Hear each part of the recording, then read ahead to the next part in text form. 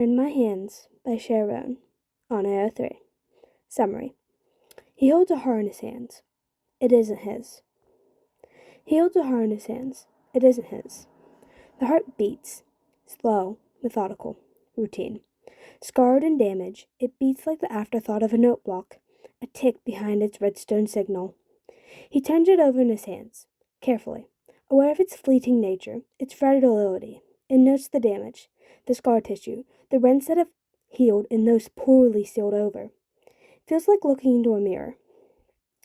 Childhood hurts form silver lines, tiny pock marks long healed, a tear that runs deep from family loss, freshly reopened and starting to fester. Stretch marks show where it's grown from new joys, adulthood loves, and pleasure. New friends and found family adopted. Scabbed wounds form the same little hurts that were smoothed over. Bruises from worries, from words taken out of context, anxieties that healed only slowly. Chunks torn away, as friends were lost or left, only scars left from time to mourn their absence. It falls open as he turns it over again, and his own heart pulses in sympathy at the deep stab wound that nearly splits it in two. Betrayal. Fresh blood wells from the wound, too much strength behind the feeling. It had betrayed itself, run itself at the pain and longing, self-inflicted damage that continued to tear and eat away at healthy tissue. He thinks that if he pulled his own heart out and set them together, they would look the same. Two halves left to create a whole, to learn to heal from each other instead of hurt. He's not alone. He cups his hands around the precious thing he holds, meager protection as he turns towards the sound, the presence beside him. It's worthless. You should throw that away. It's his own voice, but not his thoughts, and his fingers tighten until he can feel the heart beat beneath them. It's not. He doesn't know why they're here, when they flip roles, or why he had become the voice of reason. No love is worthless, especially not yours. It's worse than worthless, comes the dismissal. It hurts others, and I can't live with that. I don't want it. I don't believe you. There's too much hurt and desperation for it to be true, and his eyes haven't left the still pulsing thing in his hands. He opens his fingers, cradles the heart like he would an end crystal, aware of both its beauty and its power, all while knowing that it is useless without obsidian to place it on. It's yours. It's still healing. It just needs to be taken care of. Wide eyes turn away, a back turned to him and his item. It's broken and useless. Leave it on the bedrock or throw it into the void. No one cares. It hurts to hear, and not just because it pulses in time to the fall of silver tears. I care. Shoulders slump, and he wishes he knew how to fix this heart, even though he was just learning how to mend his own. Why? The question is wet, and echoes with all of the times before that it's been raised. He looks back down at the thing in his hands. Smaller, beating slower, but still alive. Because I made some of these wounds. He regrets them, but not enough to not to touch them, to trace their paths, to hear again raised voices, dim memories of painful words, of physical hurts and emotional stress. They look like my own. There's a sob around them, and he's not sure whose chest it comes from. More blood oozes, drips with tears, splattering to the ground. He pauses open the reopened wound, old and newly rent, freshly bleeding. I didn't say it to hurt you. Your parents didn't love me the way they did you.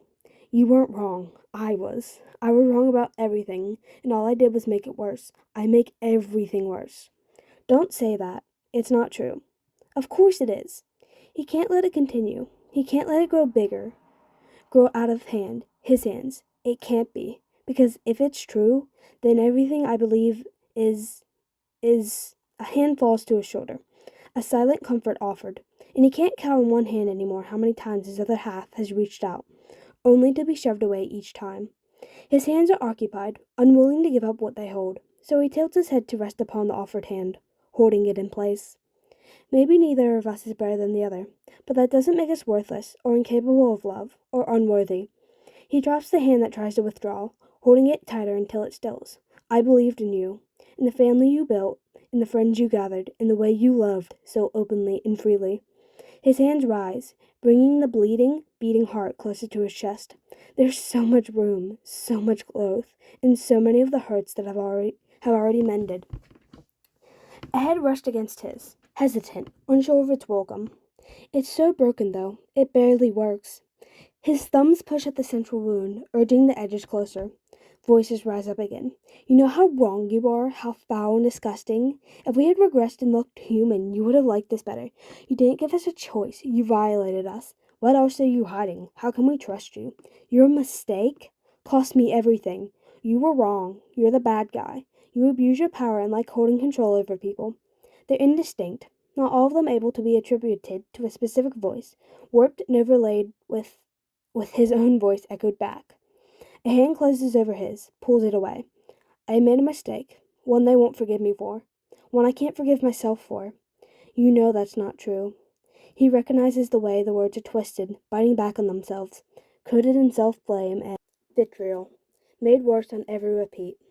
Whatever it was, it's only gone worse by letting it fester. They watch, together, as the wound wells again, and drips over, slower than before. The whisper is thin, fading. Let it die. There's no fixing it. Hot tears spill from his own eyes, warmer than what he holds. No, it's not acceptance.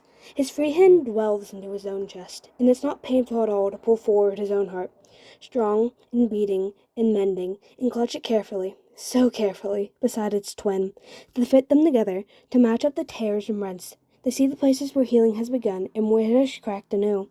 I won't let it die. It is a promise that he intends to keep, a threat that he intends to follow through, a vow that he intends to savor. Take mine, if you cannot keep yours, but I won't let you throw this away. The hand on his shoulder falls, shaking with the force of the sob beside him, arrested with shock or indecision, unsteady beneath his own. But why? Because its loss would create more wounds. Its death would make mine wither. His own pulses with painful truth, beating against his fingers, pushing into its mirrored half.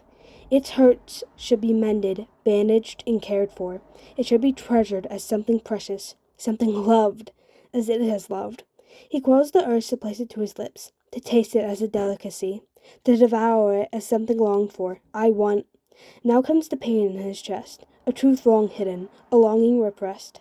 He closes his eyes, afraid to speak it. Her forehead touches his, hands cupped, supporting his, the brush of a nose against his, and a breath shared. Why do you want this one, as damaged as it is, when you have mended your own? Because it's yours. He blinks through his tears, knowing they fall and mingle with the hearts in his palm, beating in time with the anguish and hoping and waiting and wanting. Because I have always wanted it. I have always wanted to hold it, to be held by it, to be its entire world. I have loved it and hated it and wanted to consume and be consumed by it. Because it's you. And because it's good and wonderful and strong and caring and beautiful and... Lips press against his, halting the flow of words, slowing his tears as the moment freezes around them, as violet eyes gaze into his, too close to focus on, to not see himself reflected back from their depths. A pixel of distance between them is too much, and not enough. I didn't think it was ever worthy of your regard. Then let me keep it, and show you. The tiny laugh rings like bells in their silence, in this dreamlike space around them. It's the sound of new life, of a fresh spawn, of welcome and danger both. And in his hands, in their hands, the hearts beat as one, strong and hopeful. Please, he asks once more, let me show you it is loved, and care for it better than my own. There's a sadness, fading but present, as his twin draws back, steadies himself, mirrors his stance as if it would grant him the same surety. It seems so much easier to care for someone else's heart than our own. His gaze drops to their joined hands, and his own follows.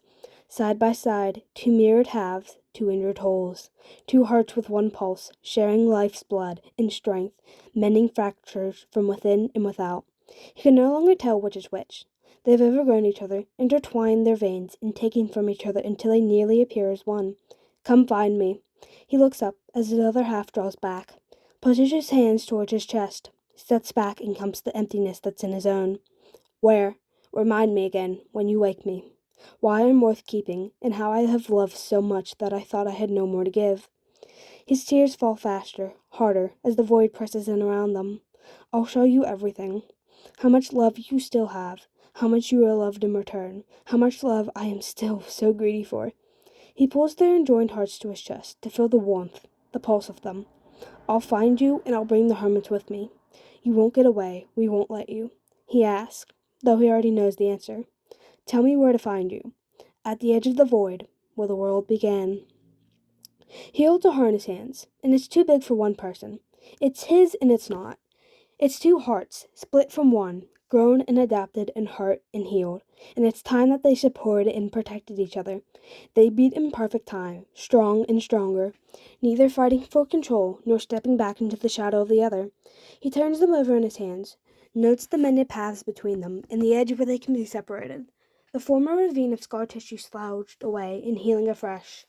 He can feel the tug towards its other owner, towards his other half, towards his once cold brother. And when he places them together inside the cavity of his chest, he knows. He's no longer looking into a mirror, but at a map. X marks the spot has never been more accurate, and he's bringing an army of friends and blankets to retrieve them. Notes.